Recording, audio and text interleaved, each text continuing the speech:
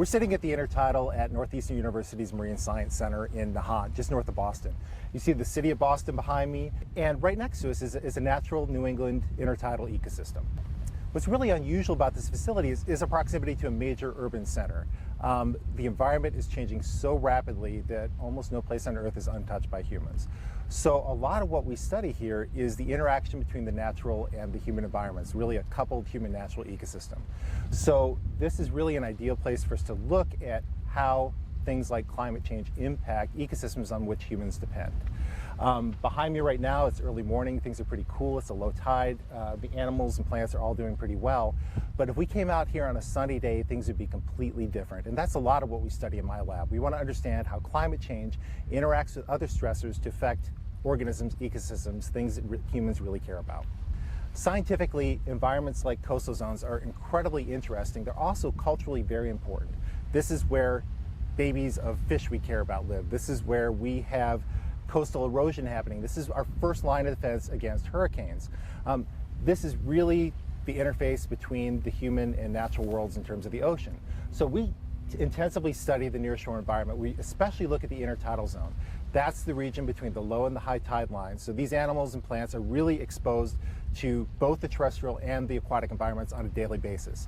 So if you can imagine being on a sunny beach, sitting there with a nice drink in your hand in a bathing suit, and then all of a sudden you are submerged in Antarctic water where you're going to have to hold your breath for the next 8 hours and do all those other things that you care about. You're going to have to feed, you're going to have to reproduce, you're going to have to eat other organisms.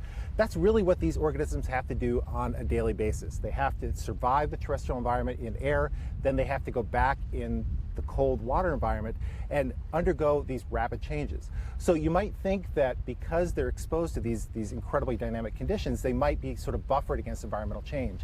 What we're finding out is that's not the case, that they really are living very close to their edge. So what we're looking at is the intertidal zone as a sort of bellwether, canary in the coal mine for a lot of what we're seeing with climate change. And in fact, we are seeing some incredible changes out here. Intertidal animals and seaweeds really get a raw deal out here. I mean, during the summertime, during a low tide in the middle of the day when the sun is out, they can really heat up. They can get to over 40 degrees Celsius. So if you can imagine putting your hand in a parking lot on a hot sunny day and feeling just how warm that is, how much warmer that is in air temperature, that's really what a lot of these plants and algae are experiencing out here. In contrast, if you come out here in the wintertime and you have a low tide in the middle of the night, they're absolutely freezing, and in some cases literally freezing, because they're exposed to that really cold air in the middle of the night, and so they're losing all their body heat.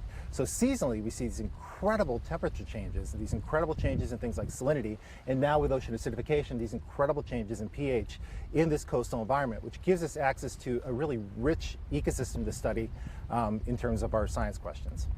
So there's a rich diversity of organisms out here. You see behind me birds, there are cormorants sitting over the rock over there. They depend on what happens in the intertidal zone. We have invertebrates like mussels and barnacles that are covering the rocks, but have changed in recent years. I did my master's degree out here about 20 years ago.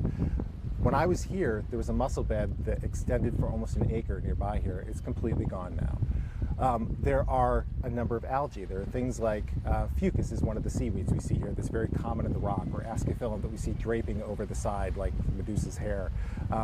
These are also being affected by climate change, but we don't yet know how. And especially we don't understand exactly how climatic factors interact with things like nutrient stress, things like changes in pH, things like sediment runoff.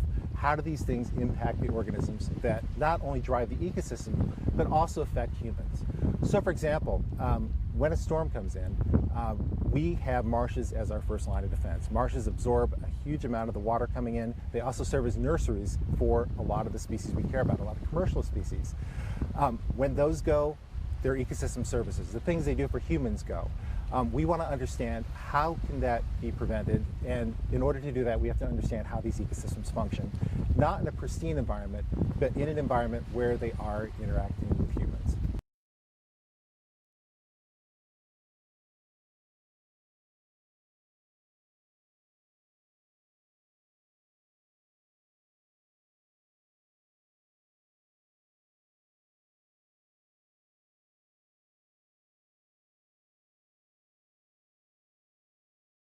This morning, Kelsey's measuring respiration rates of a common intertidal snail, Literia. This is part of an international collaboration that we're working on, in this case with Hong Kong, where we're trying to develop a common protocol for exploring how climate change impacts common intertidal organisms. So we do things like measure heartbeat rates, measure respiration rates in common organisms. We then share those techniques across the network. Kelsey will be on her way to Hong Kong in a few weeks to do these same methods on intertidal organisms there as well. Part of what we're interested in are the cumulative effects of all these stressors that result from climate change and non-climatic factors. What she's studying today is what happens with these heat waves, what happens when we have extreme temperatures, but we're also interested what happens to things like reproduction and growth where we have slightly elevated temperatures over longer periods of time. My name is Jessica Tarosian. I am a second-year grad student in Brian Helmuth's lab, and I'm trying to understand how seasonal variation in different stressors impacts mussel reproduction. Mussel populations in Massachusetts and the rest of the Gulf of Maine have been declining recently, but we don't know what's causing that. If it's reduced reproduction from a single population, or if it's just sort of lots of populations have been decreasing in size and there's lower recruitment of new individuals into a population. So hopefully this will help shed some light on what's going on. So when the mussels opened up, this is actually where they release their byssus threads from, which is what attaches them to rocks. This piece right here is the gill. So they will filter water through and their food gets stuck on the gill. And then inside here is what we call the mantle tissue, and that's actually where most of the reproductive tissue is. So this here is either sperm or egg, depending on whether or not it's male or female. And mussels are broadcast spawners, so what they do is they release sperm and egg into the water column, and that's where they're fertilized. So to measure the number of offspring they produce, I have to measure the gonad tissue relative to the body tissue, and that tells me when they're reproducing and how many babies they're producing. Because these organisms are exposed to sunlight and wind speed and they don't actually regulate their own body temperature like we do, the temperatures that their bodies experience are very, very different, and it can depend on their size, their color, and their shape. So you could have two organisms of the same species that are right next to each other on the rock, but if one's maybe a little bit smaller and a little darker in color, it can experience a very, very different temperature than the one that's next to it. So because these guys are black, they absorb the sun, and it's really, really important that we actually know what they're experiencing as opposed to what the logger color and shape would experience unmodified. Instead of just putting out a regular thermometer at all of our sites, what we actually do is we modify the temperature loggers that we put out. So we use loggers so that we don't have to go out there every day ourselves. It actually is like a little computer and it records temperature. These are the temperature sensors that we use. This is called an eye button, and it fits nicely inside a middleless, edgeless blue mussel shell. And this is called a tidbit logger, and this is embedded in resin, and we use these for looking at mussel temperatures on the west coast. Most of my sites are in very urban or active harbors, so it's really interesting to see how these mussels are actually thriving in areas where there's a lot of human traffic. I'm looking at how body temperature as well as food availability, so chlorophyll levels, and salinity impact the number of eggs that these mussels produce. In our lab, we have chambers like these ones called environmental chambers. We're able to completely mimic what the air temperature is like outside within these chambers. We can change the interval of how quickly air temperature will rise or air temperature will fall within a long period of time to understand what the heartbeat is like for an animal during that time of stress. Here, Anthony is doing heartbeat sensing experiments inside the chambers. In the Northeast, we've lost about 99% of our oysters. And in many of these soft sediment bottoms, there's not a whole lot of structure. So I'm putting out these oyster, we call them oyster pizzas. They're basically oysters that have been set in cement. And we're hoping that this will provide a settlement structure for those larvae and also habitat for a number of fish and crab species that might utilize them. And we're also going to have some ones that are within cages to prevent predation by a number of species, but most importantly, the number of invasive crabs we have, so green crabs and Asian shore crabs, hopefully to get an idea of what effect these invasive crabs have on early life history oysters. So the hope is basically to be able to find out what is influencing them, the success and reef evolution of oysters in the Northeast, for the hope that it'll help with future restoration efforts, which we really need up here. So climate change, by definition, is something that's happening on a global scale, and so we do use these very large data sets like satellite data. We're funded by NASA right now, so we use satellite products to look at how things like temperature or salinity change over these very large scales. But one of the important things about climate change is that how it impacts organisms plays out on a very local level.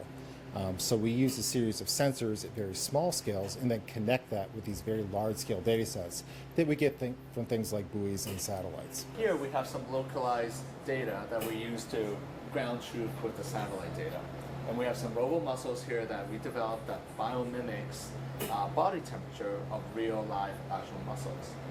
So here we have some data from California showing from November 2013 to November 2014. And we have temperature, or biomimic body temperature data, ranging from 0 degrees Celsius to all the way up to 40 degrees Celsius. So animals in the intertidal are experiencing extreme heat and extreme cold temperature on an annual basis. These localized sensors, like these robomussel sensors, are important to our studies because they provide information like temperature ranges that we can't get from large scales temperature, like from buoy data and from satellite data. Not only are we interested in large data, like data from satellite, data from buoy out in the ocean, our lab also interested in local data, like weather data, and what's going on in the local environment. So here at the MSc, we deployed a weather station out here by the cliffs, and this will get really localized data of what's going on in the environment, how air temperature are affecting mussels and shellfish and other economically important animals out in the intertidal. And the weather station also serves as a good communications with the locals living here in Naha as well, as they use it for boating activities and water activities as well. Our ultimate goal is to try to forecast where problem spots are likely to rise as a result of climate change and other stressors in these coastal ecosystems. So we have a series of what we call biophysical models. It basically keeps track of heat entering and leaving an animal's body. So we take data from the weather station that we have out here at the Marine Lab. We take data from satellites.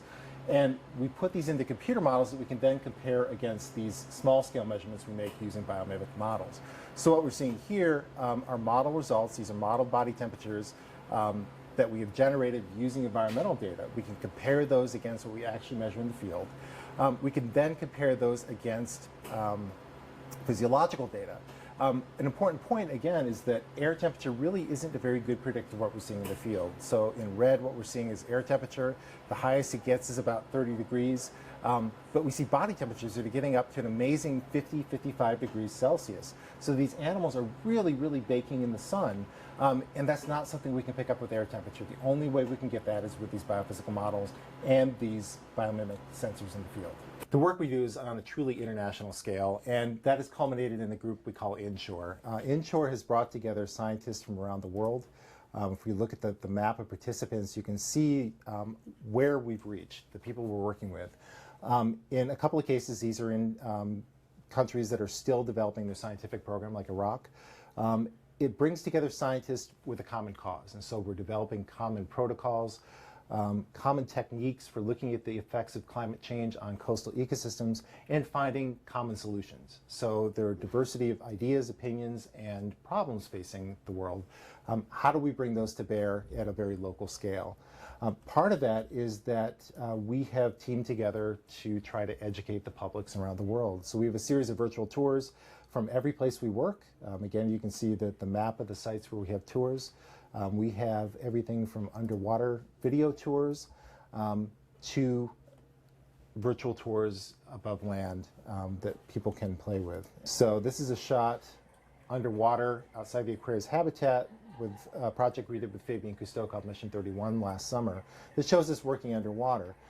We have tours like this from places that are really difficult to get to. So just as one example, this is a virtual tour of a site in Israel looking north towards Lebanon.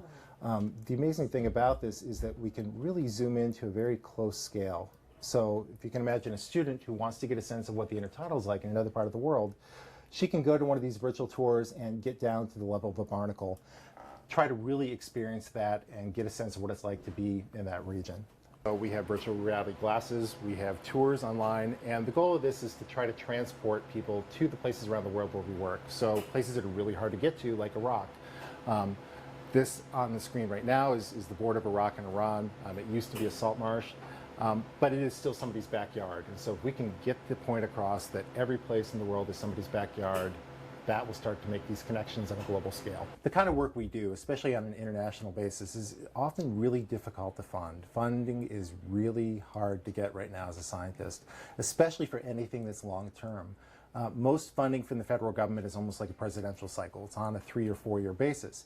But the problems we're studying often take decades, and especially the training aspect. You can't train a student in 2 or 3 years, which makes it very difficult to start connecting the dots. So essentially we end up cobbling together funding from different sources. So far we've been very fortunate. We've gotten funding from NASA, from the National Science Foundation, from NOAA. But it's getting harder and harder to do this kind of work. And that's really one of the major limitations we have right now for how we can explore the impacts of climate change, is the funding we can get to study the ecosystems.